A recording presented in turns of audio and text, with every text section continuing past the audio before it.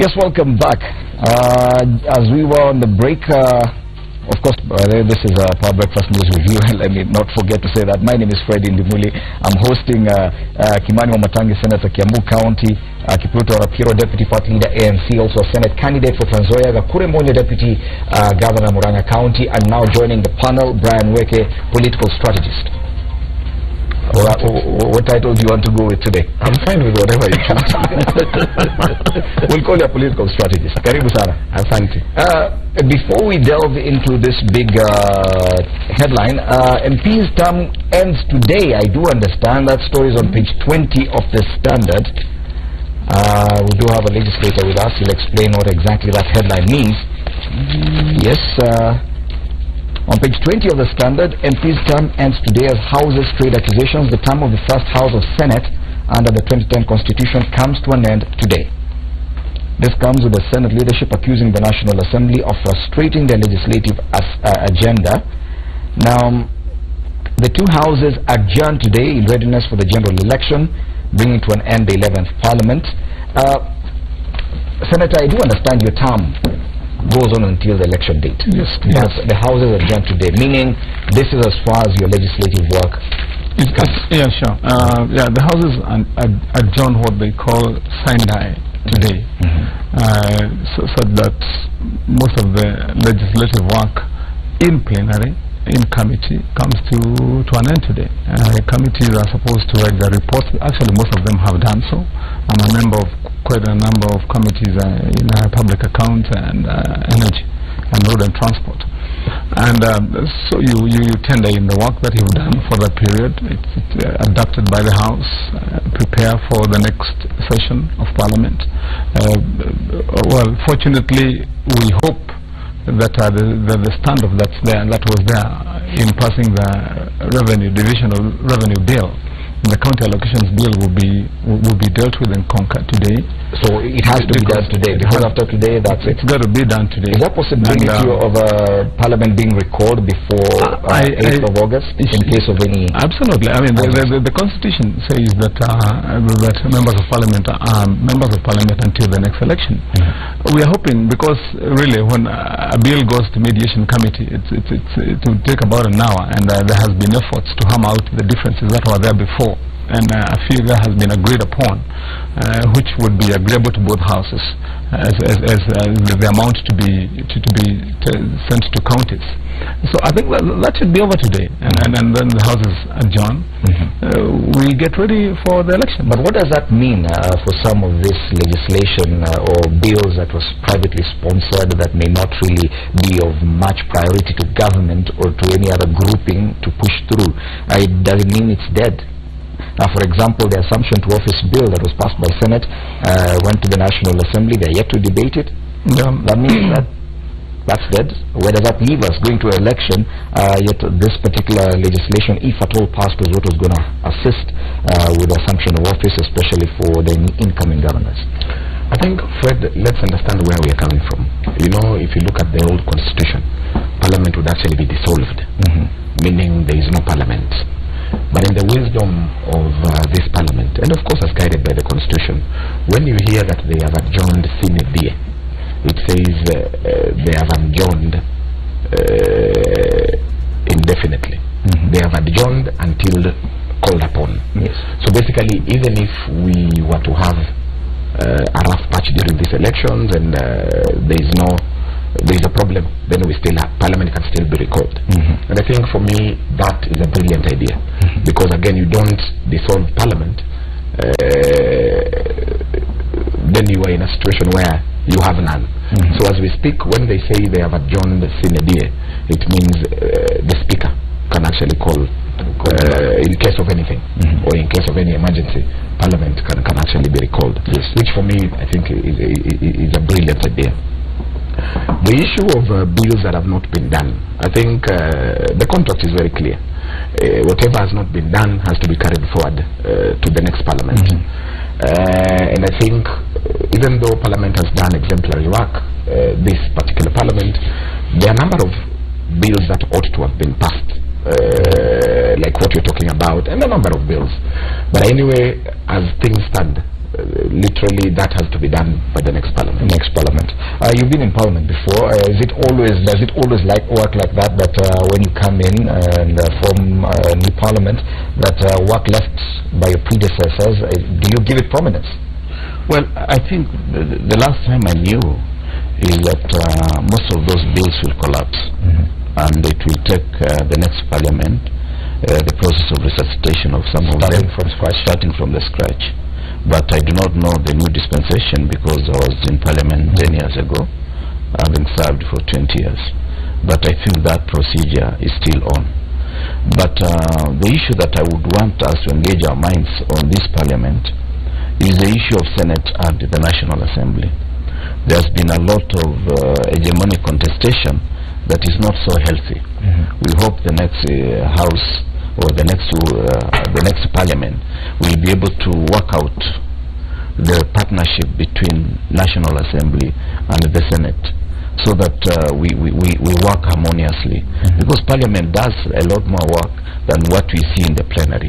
The plenary is just a precipitation of a number of activities that take place behind the scenes, like the committee system, which I can say I'm privileged to have been a member of the committee that brought in the report. I was actually the chair of the committee that brought in the report after touring various countries in 1993 about the committee system. We used to only have Public Accounts Committee, Public Investment Committee, and the Catering Committee. The other committees that are now working is a product of that report, that a lot of work is hammered out in various committees, so that the plenary just comes to precipitate the events that have taken place behind the scenes. But many Kenyans are not aware that even members of parliament, when they are on recess, not like this one now, they do a lot of work that many people do not know, that they do a lot of reading and a lot of going through the various reports and various documentation that is necessary.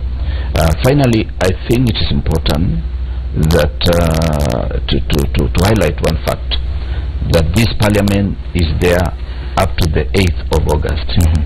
At midnight, the 8th of August, it ceases to be. Then the new parliament will take shape.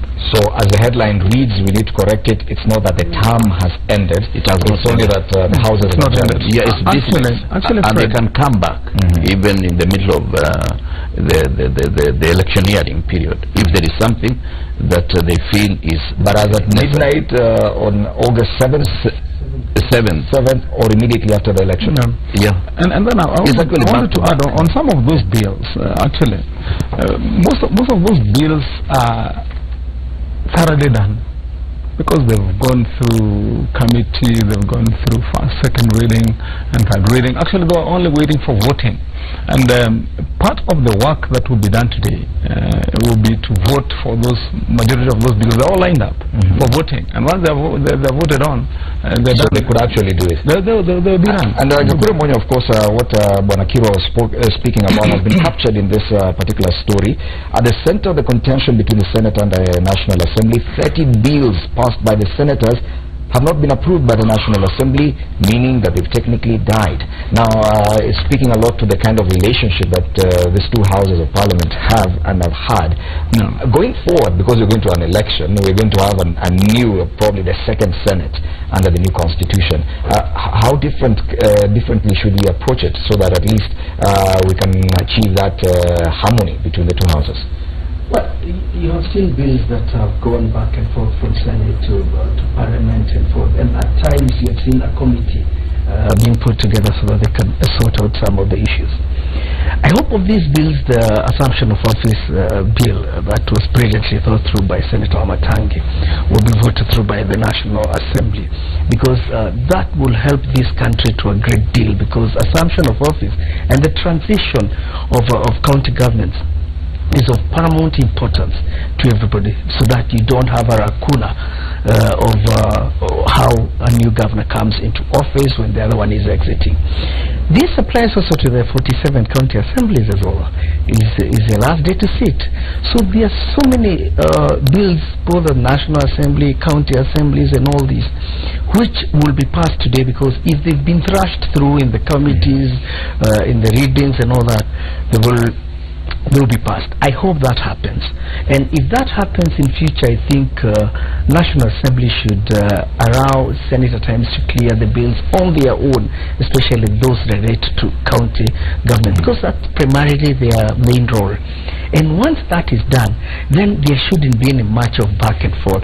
I don't know whether that will come to fruition, but should be the ideal case to happen. Once they don't sit again from today, because they need also time to go and campaign, in case there is a need for them to be called back, they'll be called back and discuss on any issue. Same applies to the county assemblies.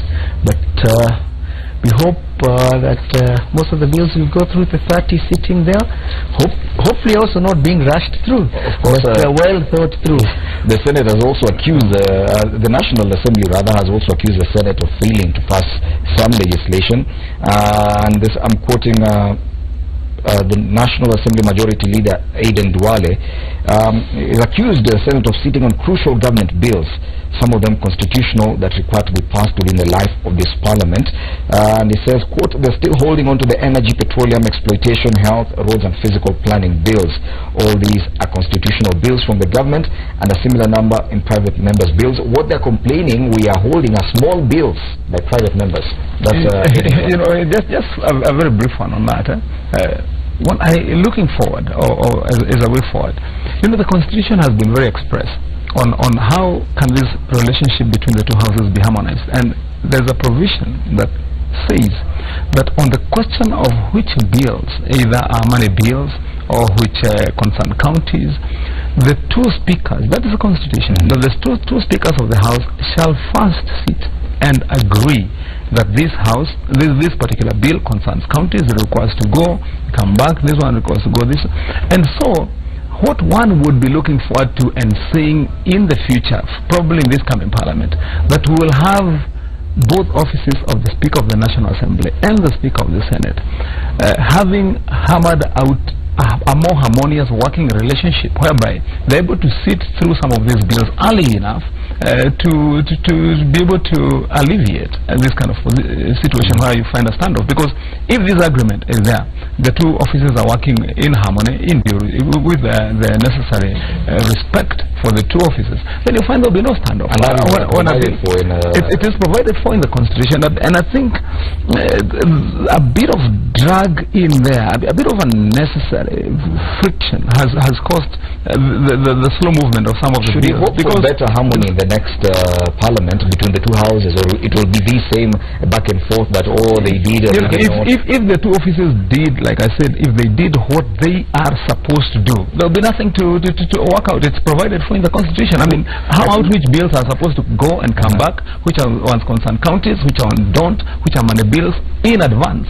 So when they go to the house and in plenary, they're done. Brian, who do you think has mostly caused this harmony between the houses? Is it the speakers?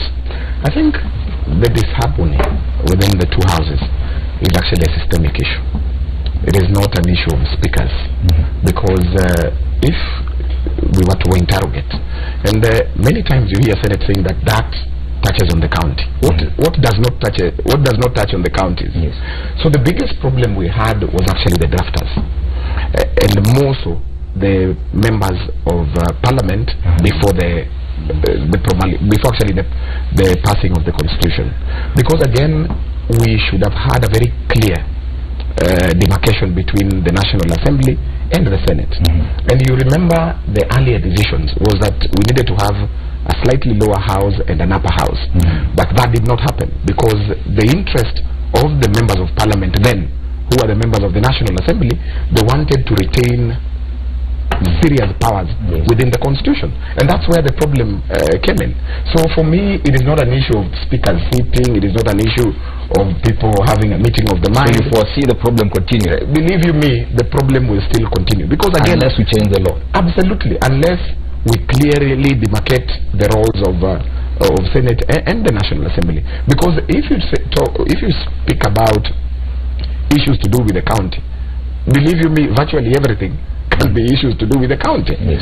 So for me, that is a systemic issue that we actually need to deal with as a country. In your own opinion, do you think the Senate, this very first Senate under the 2010 Constitution, understood its role from the word go? Yes, I think the Senate understood, but as Brian has just said, the members of parliament who happen to be subsequently senators created the Senate away from parliament, and they were behaving like they were going to retain their positions as members of parliament. So they whittled down the powers of the Senate sufficient enough to make it almost a lame duck. Look at, for example, the issue of vetting. In many jurisdictions where there is Senate and House of Parliament, House of National Assembly, the main body that does a lot of vetting is the Senate. But in this particular case, you realize members of Parliament conveniently retained the vetting process. Members of the National Assembly, the vetting process. Number two, there is also the problem of contestation of power. Since independence, it has been, of course, it doesn't need any student of civics in primary school to know that there are three arms of government. The problem has been the executive has always been playing the full game all along. So that when you listen to Duale talking as if he's talking as the leader of majority, he's talking as a mirror of somebody else from the executive, trying to make a position that they feel senators, for some strange reason, are getting off the mark, and therefore the National Assembly, because of tyranny of numbers, they will use those numbers to whittle down what the Senate will have almost approved. So there are three things. One is a systemic issue that we must interrogate. Number two is proper separation of powers, so that the executive is divorced from the two houses, because now the executive find it very hard to meddle with the court system. Unlike some time back, when the executive could meddle with parliament, it could meddle with the court system. Because I remember, for the first 15 years as a member of parliament, we were a department within the office of the president. We were getting our salaries and our allowances from the office of the president. As parliament. Yes. It is subsequent to that we now became independent institution within the constitution. But you feel it's still not independent enough? It is not fully independent, because you see, they use the numbers in the house, and for this case, Jubilee has the numbers in the house. In the Senate, they have to struggle, because it was almost 50-50. So the house is now the tool that they will use to even reverse what the Senate will have passed. Yes. But and finally, it's also this issue where the president has certain powers that he can return with a memoranda. Any bills that have been passed by parliament, and that memoranda almost, because of numbers, becomes amendment of the bills that were passed by parliament. Because of tyranny of numbers. These are some of the things as Kenyans, and I'm not saying this because I happen to be on the other side. Even if I was in government, I would still say the same thing. Should I be a member of parliament or a senator? The executive has no business meddling in the affairs of the legislature. Yes. Do you think the executive has contributed in the kind of disharmony between the Senate and the National Assembly? Because that's what you're talking about. Fred, if you would remember how the two houses started when the dispensation came, is that the National Assembly thought Senate was not necessary. And if you would remember, there was even a bill, if I'm not too wrong, I think by the Kiharu MP wanting to scrap off Senate. So there has been a tug of war of which house to do what. And I think it's only important that the same bill to scrap off the Senate has to go through the Senate. Well, it has to be after the National Assembly. So, if you remember, then what is important, I think, is Senator Matangi saying, let the guidance from the two speakers come into play, so that of those bills which are contagious are discussed clearly and then shown the way. Hopefully when Honorable Kirwa gets to the Senate, he'll look at the things the same way, and with Senator Matangi, we'll also look at the issues the same way. So with the guidance of the two speakers, then things should never be left hanging.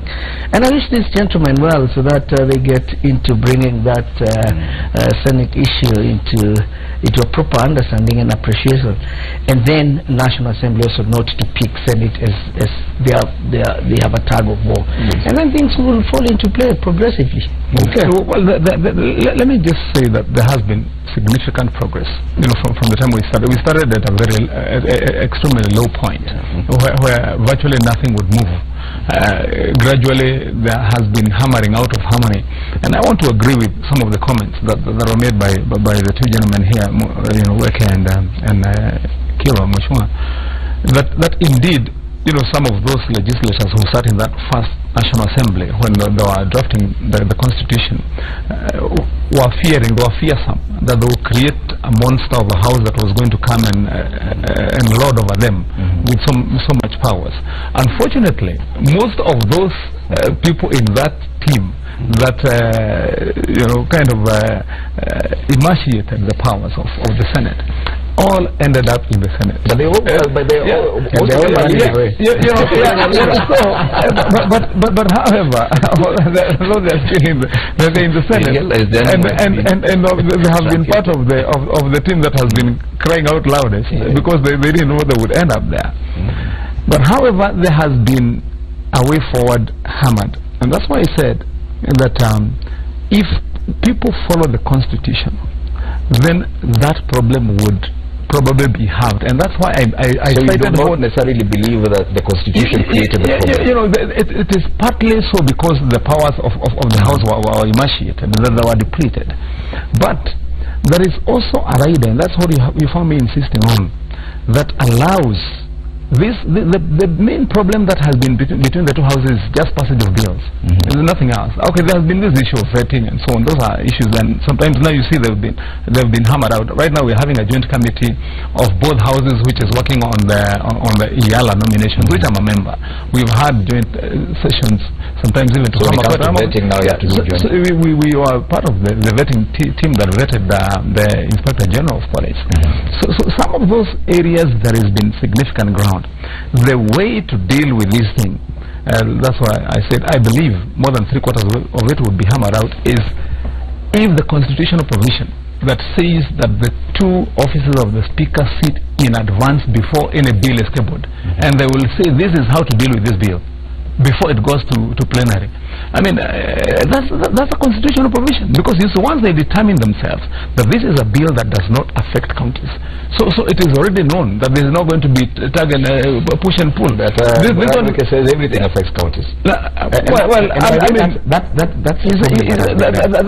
Definitely that's a big argument. I've had that argument myself. What does not affect counties? I mean, literally everything does. But you can find agreement in some of the key areas. Is this a money bill? It is not a money bill.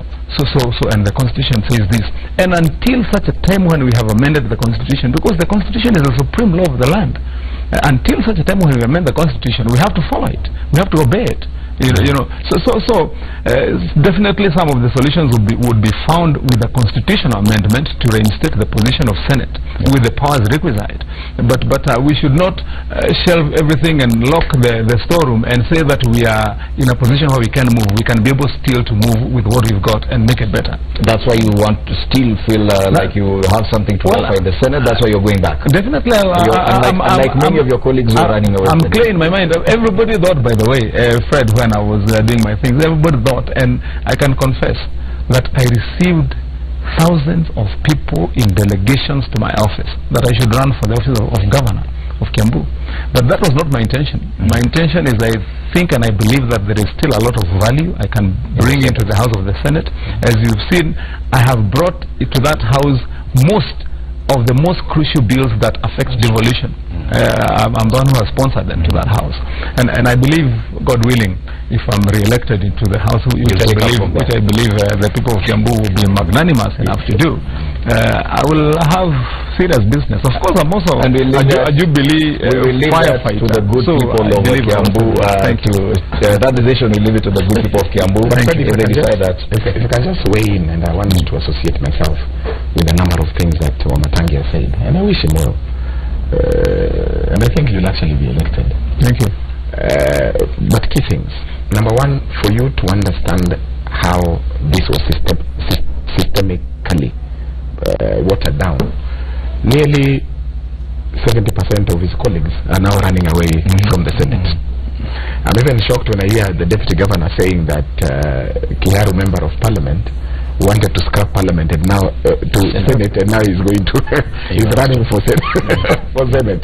But a key things, even within Bunge itself, and Wamatangi will tell you, they've branded Senate as the house of Wazee. I am going to the house of Wazee, meaning that is where people retire. And you know, it's very sad, because if you look at the role of Senate, it is not a retirement sort of place, and that's why you see people who understand the role of Senate, like Wamatangi, they've done fairly well. Do you know, even that's why I'm saying it is systemic. Even the media, they actually give credence to the National Assembly and not the Senate. So again, we have to embrace the new constitution and understand that, believe you me, Senate is a very important. It's only that us, we are very slow in taking in new things, probably. Absolutely. Still in our mind, even when you listen to... But they seem to have embraced the county governments. Absolutely, because they wield power. If you look at the constitution, the county governments really wield power, and that's why you're seeing nearly 70% of senators running to the county government. Even when you listen to my senior in this political field, Kirwa, he keeps on saying parliament, because to him parliament is the National Assembly. No, parliament, but parliament is the 12. Absolutely. But I'm just trying to say how systemic it is. You and I know that parliament is the two houses, but when he's referring to the National Assembly, he's still referring in his mind.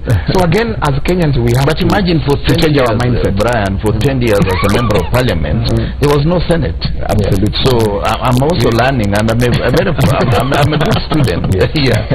Some of my classmates know that. For that. Let's take a break because we are yet to tackle the biggest headline today. We'll do that after this.